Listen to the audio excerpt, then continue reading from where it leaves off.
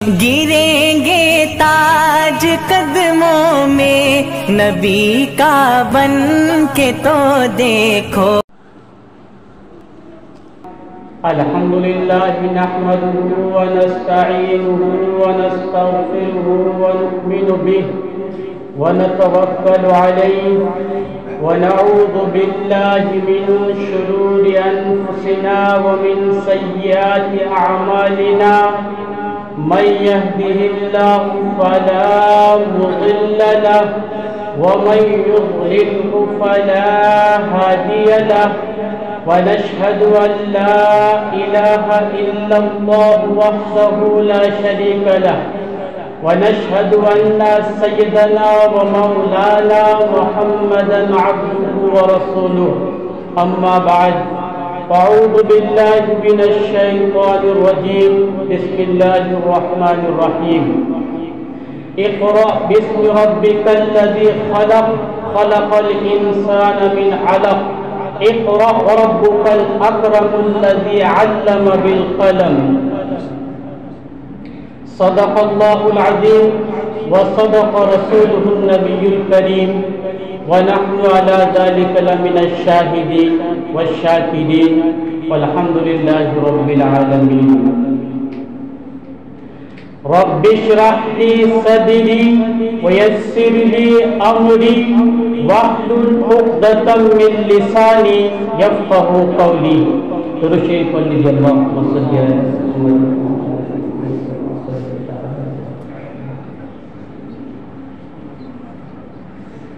خود نہ تھے جو راہ پر اوروں کے ہادی بن گئے، خود نہ تھے جو راہ پر اوروں کے ہادی بن گئے، کیا نظر تھی جس نے مردے کو مسیحا کر دیا، کیا نظر تھی جس نے مردے کو مسیحا کر دیا۔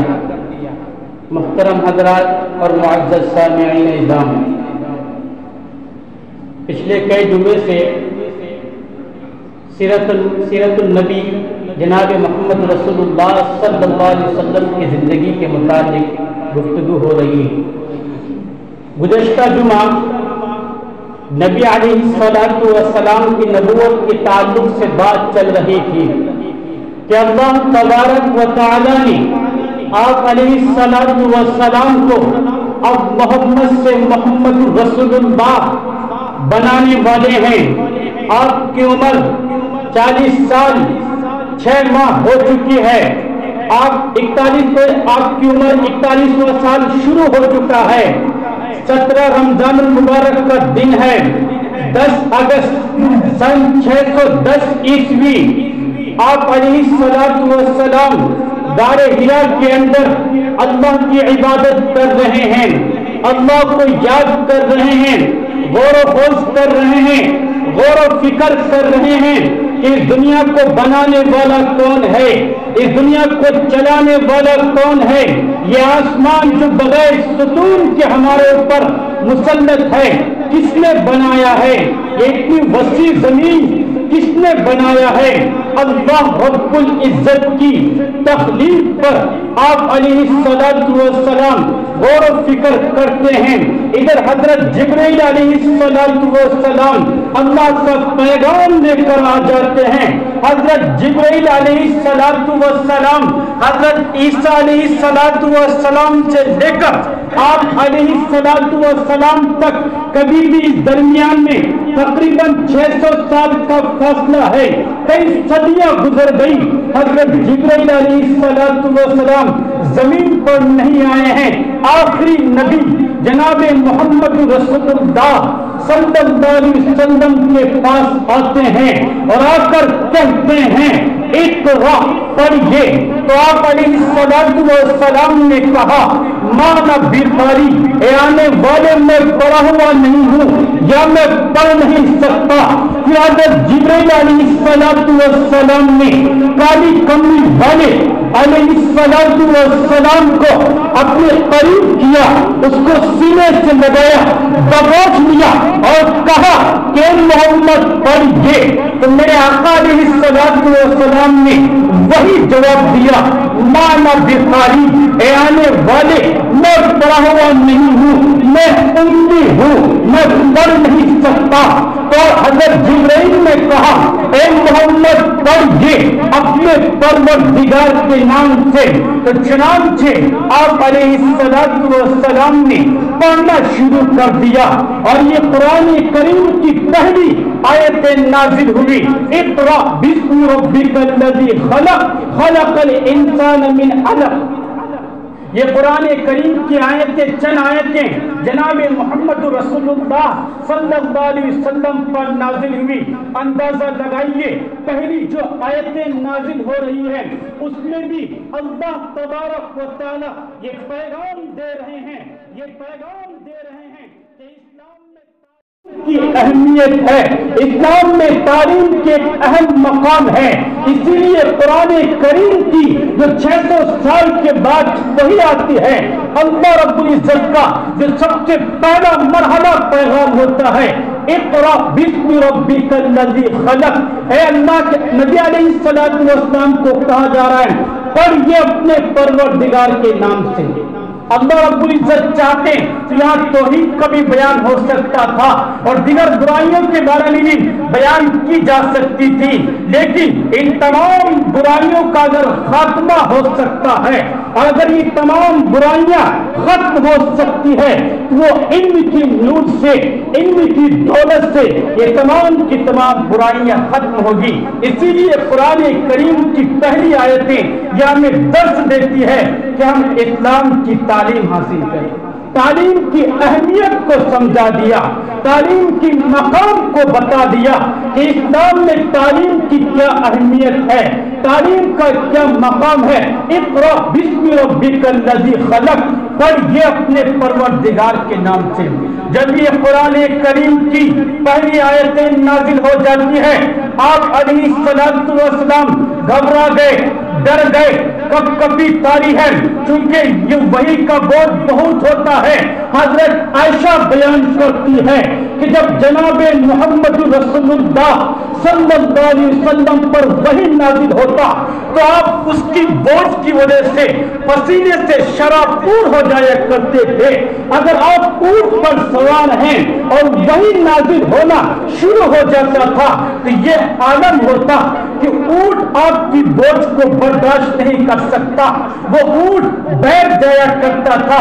جب جناب محمد رسول اللہ صلی اللہ علیہ وسلم کے اوپر وحی نازل ہوتا، بلکہ قرآن تو یہ کہتا ہے لو انزلنا هذا القرآن على جبل لرأيته خاشعا متصدعا، کہ اگر ہم اس قرآن کریم کو کسی پہاڑ کے اوپر نازل کرتے تو آپ دیکھتے وہ پہاڑ اللہ کی خوف سے ریزہ ریزہ ہو جاتا، اللہ کی ڈر سے وہ پہاڑ ریزہ ریزہ ہو جاتا۔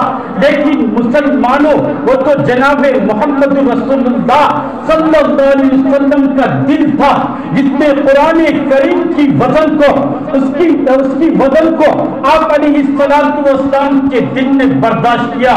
چنانچہ آپ گھبرائے ہوئے اپنے گھر آتے ہیں اور حضرت خدیجہ الکبریٰ رضی اللہ تعالی عنہا سے کہتے ہیں زملونی زملونی، اے خدیجہ مجھے کمبل اڑا دو، مجھے کمبل دے دو۔ حضرت خدیجہ رضی اللہ تعالیٰ عنہ سمجھ گئی کہ کوئی نیا واقعہ پیش آیا ہے، چنانچہ حضرت خدیجہ الکبریٰ رضی اللہ تعالیٰ عنہ نے جناب محمد رسول اللہ صلی اللہ علیہ وسلم کو کمبل اڑا دیا۔ پھر معلوم کیا معاملہ ہے تو آپ علیہ السلام کہتے ہیں انی خشیت، اے خدیجہ مجھے اپنی جان کا خدشہ ہے۔ واللہ اس وقت حضرت خدیجہ الکبریٰ رضی اللہ تعالی عنہ جو الفاظ کہتی ہے، مسلمانوں وہ تسلی دیتی ہے اپنے شوہر کو، کلا واللہ ما یخزیک اللہ ابدا انک لا تصل الرحم وتقسم المعدوم وتحمل الکلا وتقرع الضیف وتعین علی نوائب الحق۔ یہ بخاری شریف کے الفاظ ہیں۔ چنانچہ حضرت خدیجہ الکبریٰ رضی اللہ تعالی عنہا جناب محمد رسول اللہ صلی اللہ علیہ وسلم کو تسلی دیتی ہے کہ آپ گھبرائیں نہیں، کلا واللہ اللہ آپ کو ہرگز ہلاک نہیں کرے گا۔ کیوں نہیں ہلاک کرے گا؟ انک لا تصل الرحم، آپ صلہ رحمی کرتے ہیں، آپ رشتے داری کو جوڑتے ہیں، آپ رشتے داری کو توڑتے نہیں ہیں، آپ رشتوں کو برقرار رکھتے ہیں، ان کے ساتھ حسن سلوک کرتے ہیں۔ اگر وہ کسی پریشانی میں مبتلا ہو جاتے ہیں آپ ان کی مدد کرتے ہیں، آپ ان کی دیکھ بھال کرتے ہیں۔ دوسرا اوصاف حضرت خدیجہ الکبریٰ رضی اللہ تعالی عنہ بیان کرتی ہے، وَتُقْسِمُ الْمَعْدُومَ، آپ دوسروں کو کما کر دیتے ہیں، آپ دوسروں کو کما کر دیتے ہیں۔ یہ آپ علیہ السلام کی ان خوبیوں کے بارے میں بتایا جا رہا ہے، ان اوصاف کے بارے میں بتایا جا رہا ہے جو نبوت سے پہلے کے یہ آپ علیہ السلام کے اوصاف تھے۔ یہ کون تھا آپ علیہ السلام کا؟ وَتَحْمِلُ الْكَلَّةَ، اور آپ دوسرے کو بوجھ کو اٹھایا کرتے تھے۔ وَتَقْرِعُ الضَّيْفَ، اور آپ مہمان نواز تھے۔ اگر کوئی مہمان آتا آپ ان کو خندہ پیشانی کے ساتھ آپ ان کی مہمان نوازی کرتے تھے، ان کا اکرام کرتے تھے، ان کو بوجھ محسوس نہیں کیا کرتے تھے۔ یا آپ علیہ السلام کے اوصاف ہے، یا آپ علیہ السلام کا کردار ہے۔ سیرت کا پیغام ہمیں یہ درس دیتا ہے، نبی کا ایک ایک پہلو، نبی کا ایک ایک کردار، نبی کی ایک ایک بات، نبی کا ایک ایک کردار ہمیں یہ سبق دیتا ہے کہ ہمیں اس اعتبار سے اپنی زندگی کو سجانا ہے، اس اعتبار سے ہمیں اپنی زندگی کو گزارنا ہے۔ سیرت النبی کو سن لینا یہ کافی نہیں ہے، بلکہ دل میں یہ عزم کرنا ہے کہ ہمیں جناب محمد رسول اللہ صلی اللہ علیہ وسلم کے بتائے ہوئے طریقے کے مطابق اپنی زندگی کو گزارنا ہے، اپنی زندگی کو سنوارنا ہے۔ تبھی ہم سیرت کا سننا تبھی ہمارے لیے فائدہ مند ہوگا۔ لیکن مسلمانوں، اگر ہم نے سیرت النبی سنا، اس کان سے سنا اور اس کان سے نکال دیا، تو پھر یاد رکھنا ہمارے لیے سیرت النبی سننا یہ فائدہ مند نہیں ہے، بلکہ فائدہ مند تو یہ ہے کہ جو باتیں نبی علیہ السلام کے متعلق آئے دل میں یہ عزم کرے کہ ہم اس کے مطابق اپنی زندگی کو گزاریں گے، اس کے مطابق ہم اپنی زندگی کو سجائیں گے، تبھی ہم سیرت النبی صلی اللہ علیہ وسلم کے سننے کا حق ادا کریں گے۔ تو جناب محمد رسول اللہ صلی اللہ علیہ وسلم کے اوصاف کو بیان کرتی ہے حضرت خدیجہ الکبریٰ رضی اللہ تعالی عنہا، بیان کرتی ہے کہ اللہ کے نبی آپ کیسے ہلاک ہو سکتے ہیں؟ آپ تو یہ اچھے کام کرتے ہیں، آپ صلہ رحمی کرتے ہیں، آپ تعاون کرتے ہیں، آپ غریبوں کی مدد کیا کرتے ہیں، اللہ آپ کو کبھی بھی ہلاک نہیں کرے گا۔ چنانچہ نبی علیہ السلام نے اول تاخیر غار حرا کے اندر جو واقعہ پیش آیا، پورا واقعہ اپنی بیوی حضرت خدیجہ الکبریٰ رضی اللہ تعالیٰ عنہ کے سامنے پیش کیا۔ حضرت خدیجہ الکبریٰ رضی اللہ تعالیٰ عنہ جناب محمد رسول اللہ صلی اللہ علیہ وسلم کو لے کر جاتی ہے، اپنے چچے زاد بھائی ورقہ ابن نوفل کے پاس لے کر جاتی ہے۔ یہ ورقہ ابن نوفل ایک عالم دین ہے جو عیسائی مذہب کا علم رکھتا تھا، اور یہ ایک اللہ کو مانتا تھا، بت پرستی نہیں کیا کرتا تھا۔ جب ورقہ ابن نوفل کے پاس جناب محمد رسول اللہ صلی اللہ علیہ وسلم کو لے کر جاتی ہے، ورقہ ابن نوفل نے معلوم کیا کہ غار حرا کے اندر تمہارے ساتھ کیا معاملہ پیش آیا۔ اول تاخیر آپ علیہ السلام نے پورا واقعہ بتا دیا کہ یہ واقعہ میرے سامنے رونما ہوا۔ ایک شخص آتا ہے، مجھے کہتا ہے پڑھیے۔ جب پورا واقعہ ورقہ ابن نوفل نے سن لیا۔ ورقہ نے کہا یہ کوئی جن نہیں ہے، یہ کوئی شیطان نہیں ہے، یہ تو وہی فرشتہ ہے جو اس سے قبل انبیاء علیہ السلام پر آتا تھا، حضرت موسیٰ علیہ السلام کے پاس آیا کرتا تھا اور دیگر انبیاء علیہ السلام کے پاس آیا کرتا تھا۔ یہ کوئی شیطان نہیں ہے بلکہ یہ ایک فرشتہ ہے، بلکہ کیا ہے؟ ایک فرشتہ ہے۔ چنانچہ ورقہ ابن نوفل نے آپ کو تسلی دی اور آخر میں کہا کہ ایک وقت وہ آئے گا کہ مکے والے آپ کو مکہ مکرمہ سے نکال دیں گے۔ نبی علیہ السلام نے کہا کہ بھائی مجھے مکہ مکرمہ سے کیوں نکالیں گے؟ ورقہ نے کہا اے محمد، جو اس پیغام کو لے کر آیا ہے، جو نبی بھی اس پیغام کو لے کر آیا ہے، ان کی قوم نے ان کو ستایا ہے، ان کو تکلیف دیا ہے، ان کو ہجرت کرنے پر مجبور کیا ہے۔ تمہارے ساتھ بھی یہ معاملہ پیش آنے والا ہے۔ اگر میں اس وقت زندہ رہا تو یقیناً میں تمہارے ساتھ دوں گا۔ ورقہ ابن نوفل نے جناب محمد رسول اللہ صلی اللہ علیہ وسلم کی نبوت کی تصدیق کر دی۔ آپ علیہ السلام کی نبوت کی تصدیق ورقہ ابن نوفل نے کر دیا۔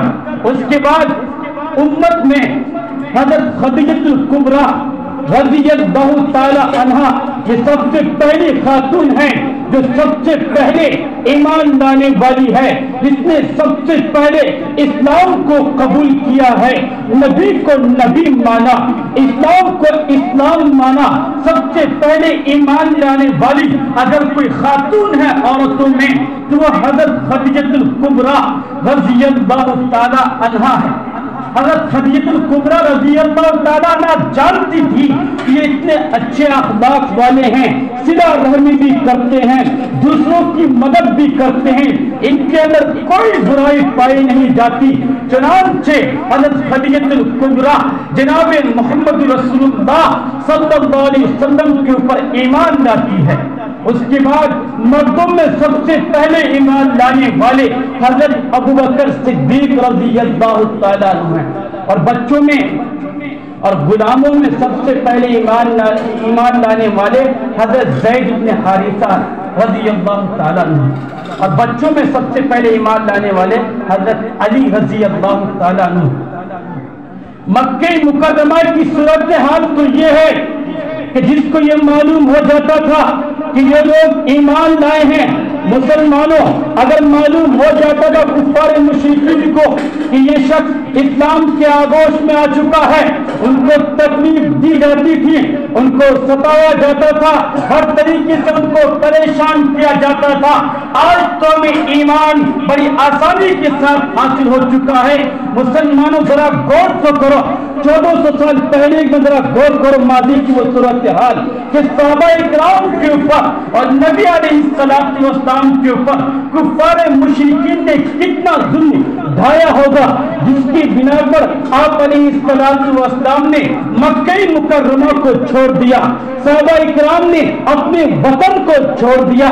اندازہ لگاؤ ان کے اوپر کتنا ظلم کیا گیا ہوگا کہ جس مجبوری کی بنا پر صحابہ اکرام نے مکہ مکرمہ کو چھوڑا۔ اگر کسی کافر کو یہ معلوم ہو جاتا کہ فلاں شخص ایمان لایا ہے، اس کو تکلیف دی جاتی تھی، اس کو ستایا جاتا تھا۔ جب کفار مشرکین کو یہ معلوم ہوا کہ بلال ایمان لایا ہے تو ان کو کس طریقے سے تکلیف دی گئی وہ آپ کے سامنے آپ جانتے ہیں کہ حضرت بلال رضی اللہ تعالیٰ عنہ کو کس اعتبار سے ستایا گیا، کتنی سخت تکلیف ان کو دی گئی، بلکہ سخت دھوپ کے عالم میں ننگی کر کے ان کو گرم ریت پر لٹا دیا جاتا تھا، ایک بڑی چٹان ان کے سینے پر رکھ دیا جاتا تھا اور ان کو کہا جاتا تھا اے بلال تو محمد کے دین کو چھوڑ دے، ہم تجھے آزاد کر دیں گے، ہم تجھے تکلیف نہیں دیں گے، لیکن خدا پاک کی قسم قربان جاؤ صحابہ اکرام کی ایمان پر کہ انہوں نے تکلیفوں کو برداشت کیا لیکن اپنی ایمان کا سودا نہیں کیا۔ حضرت بلال اس وقت بھی احد احد کا نعرہ بلند کر رہے تھے، صبر کیا۔ ایمان کوئی ویسے حاصل نہیں ہو جاتا ہے، پھر اس کے بعد کفار مشرکین نے تو یہاں تک کیا ہے کہ اگر بلال کو نوجوان جو بدماش لڑکے ہیں ان کے حوالے کر دیا اور ان کو رسی سے باندھ کر پورے مکے میں گھسیٹا گیا، اس وقت بھی حضرت بلال رضی اللہ تعالیٰ عنہ نے ایمان کو نہیں چھوڑا، اس وقت بھی عہد عہد کا نعرہ بلند کرتے رہے۔ حضرت خباب کہتے ہیں کہ جب میں ایمان لایا مجھے اتنی تکلیف دی گئی، مجھے اتنا ستایا گیا کہ مجھے کوئلے پر مٹا دیا جاتا تھا، جل کر کے وہ چربی پگھل کر کے وہ چربی پگھل کر کے اس کے ذریعے سے وہ کوئلہ ٹھنڈا ہوتا تھا۔ اندازہ لگاؤ تکلیف کا کیا عالم ہوگا صحابہ اکرام کے اوپر کہ اس وقت صحابہ اکرام کے اوپر اس قدر کفار مشرکین نے ظلم اٹھایا، اور جناب محمد رسول اللہ صلی اللہ علیہ وسلم کے اوپر بھی بے انتہا ان کفار مشرکین نے ظلم کیا ہے۔ جب جناب محمد رسول اللہ صلی اللہ علیہ وسلم مکے کی بازار میں لوگوں کو اسلام کی دعوت دینے کے لیے جاتے تھے، اسلام کی وحدانیت کی دعوت دینے کے لیے جاتے تھے، تو ابو جہل کہتا تھا کہ تم کن کی بات سن رہے ہو، یہ تو دیوانہ ہے، یہ تو مجنون ہے، ان کی باتوں پر اعتماد نہ کرو، ان کی باتوں پر بھروسہ نہ کرو۔ وہ آپ علیہ السلام کے پیچھے لگا رہتا تھا، بلکہ کبھی کبھی بس اوقات آپ علیہ السلام بازار میں جا کر دعوت و تبلیغ کرتے تو آپ کو پکڑ کر پیٹا جاتا تھا، آپ کے اوپر پتھر برسائے جاتے تھے، آپ کی داڑھی مبارک کو کھینچا جاتا تھا، بال کو پکڑا جاتا تھا۔ ایک مرتبہ جناب محمد رسول اللہ صلی اللہ علیہ وسلم مکہ مکرمہ میں خانہ کعبہ کے صحن میں آپ علیہ السلام نماز ادا کر رہے ہیں، اور ادھر کفار مشرکین کی جماعت بیٹھی ہوئی ہے، مشورہ کر رہے ہیں محمد کے دین کو کیسے روکا جائے۔ ابو جہل اعلان کرتا ہے کہ ابھی محمد سجدے میں ہے، نماز پڑھ رہا ہے، کون شخص ہے کہ وہ فلاں قبیلے کے اونٹ کی اوجری لا کر محمد کے سر پر ڈال دے۔ ایک بغبغ کھڑا ہوتا ہے جس کا نام عبداللہ ابن ابی معیط ہے، وہ کھڑا ہوتا ہے، وہ کہتا ہے اس کام کو میں انجام دوں گا۔ چنانچہ وہ اس قبیلے میں جاتا ہے، وہ اونٹ کی اوجڑی لاتا ہے، لانے کے بعد آپ علیہ السلام نماز میں ہیں، سجدے کی حالت میں ہیں، وہ اوجڑی آپ کے اوپر ڈال دیا جاتا ہے۔ وہ اتنی اوجڑی تھی کہ آپ جنبش نہیں کر پا رہے تھے، آپ بالکل بھی حرکت نہیں کر پا رہے تھے۔ حضرت عبداللہ ابن مسعود کہتے ہیں کہ یہ واقعہ، یہ منظر میں اپنی آنکھوں سے دیکھ رہا تھا، دیکھ رہا تھا، لیکن یہ کمزور تھا، میرے اندر اتنی طاقت نہیں تھی، اور چونکہ حضرت عبداللہ ابن مسعود رضی اللہ تعالیٰ عنہ کمزور تھے، عمر دراز بھی تھے۔ حضرت عبداللہ ابن مسعود کہتے ہیں کہ اگر میں جاتا تو کفار مشرکین میرے ساتھ بغاوت کرتے، میرے اوپر ظلم اٹھاتے، اسی لیے اپنی کمزوری کی باعث میں جناب محمد رسول اللہ صلی اللہ علیہ وسلم کے قریب نہیں گیا۔ آپ علیہ السلام کے سر پر اوجڑی رکھ دیا گیا ہے۔ کسی نے جا کر خبر دی حضرت فاطمہ کو، کہ حضرت فاطمہ کو کہا کہ تمہیں معلوم ہے تمہارے باپ کے سر پر کفار مشرکین نے اوجڑی، اونٹ کی اوجڑی ڈال دی۔ چنانچہ حضرت فاطمہ بھی بچی بھاگتی ہوئی آتی ہے، آنے کے بعد جناب محمد رسول اللہ صلی اللہ علیہ وسلم کے اوپر سے وہ کچرا صاف کرتی ہے اور وہ گندگی صاف کرتی ہے۔ اتنی تکلیف دی گئی آپ علیہ السلام کو، اتنی مشقت کے بعد ہمیں اسلام ہمارے تک پہنچا ہے، لیکن آج ہماری ایمانی قوت اتنی کمزور ہو چکی ہے کہ ہمارا ایمان ہمیں مسجد تک نہیں لاتا، ہمارا ایمان ہمیں